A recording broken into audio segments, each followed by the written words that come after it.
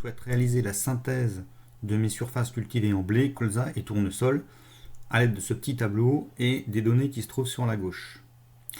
Donc pour ça, je peux utiliser la fonction SI qui est vraiment adaptée. Je vais donc me positionner dans la cellule F2, saisir ma fonction somme.si et commencer à la paramétrer. La première des plages, c'est celle dans laquelle je vais pouvoir trouver mon critère. Ensuite, quel est le critère ici? Alors, première méthode, j'écris blé. Alors, il faut bien prendre soin de l'écrire comme c'est écrit dans la zone, dans la plage qu'on a désignée précédemment. Et ici, si je fais ça, ça ne fonctionnera pas puisque j'ai mis une minuscule. Donc, je vais mettre majuscule à blé. Et enfin, je dois indiquer au tableur quelle est la zone à sommer si jamais je trouve le critère blé. Eh bien, c'est la zone des surfaces. Il me reste ensuite à fermer ma parenthèse. Alors ici, je suis ravi d'avoir cette formule, ça fonctionne parfaitement. Et je me dis, maintenant, je vais la copier vers le bas. Ce que je fais, et là, 19 hectares. Et si j'effectue les totaux, je me rends compte que ça ne fonctionne pas. Pourquoi ça ne fonctionne pas? Eh bien parce que le tableur, si on observe la formule qui se trouve ici, on se rend compte que pour la cellule du dessous, il a décalé, vous voyez ici, il a décalé aussi les plages. Et il a fait de même pour celle-là, il a décalé de 2 cette fois. Alors comment est-ce qu'on peut solutionner ce problème? Alors on va solutionner ce problème de la manière suivante.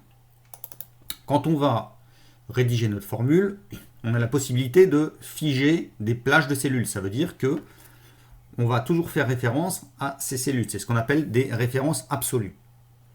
Donc la première des cellules dans ce cas-là, des plages pardon, que l'on va figer dans ce cas-là, c'est la plage où on cherche le critère.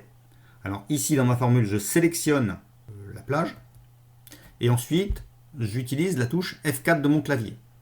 Et vous voyez que ça place $1 devant la lettre de la colonne et devant le chiffre de la ligne pour toute cette plage. Je vais faire la même chose pour la plage qui contient les éléments à additionner. Ici, c'est donc la plage B2 à B11. Même opération, je sélectionne cette plage dans ma formule et je fais F4.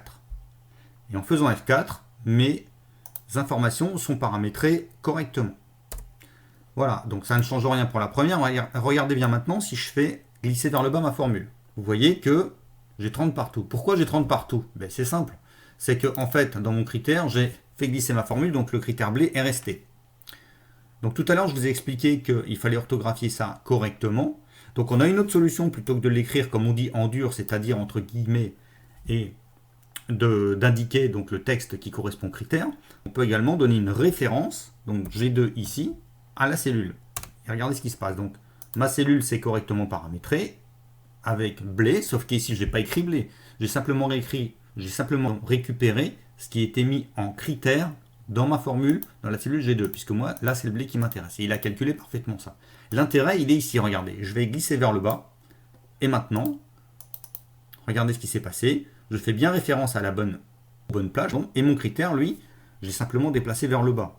Et il s'est adapté aussi. D'accord? Donc là, j'ai une formule complètement automatisée. Deuxième chose, vous pouvez faire la manip suivante. Ici, cette plage-là, vous pouvez la nommer. Donc je sélectionne ma plage. Et ici, regardez en haut à gauche, je vais dire que je vais l'appeler culture. Je fais entrer. Je valide bien par entrée, c'est important.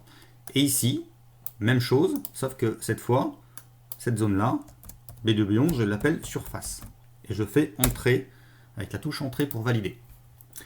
Et dans ma formule, au lieu de mettre les notations avec les dollars, donc les références absolues, je peux faire référence à ma plage qui s'appelle culture.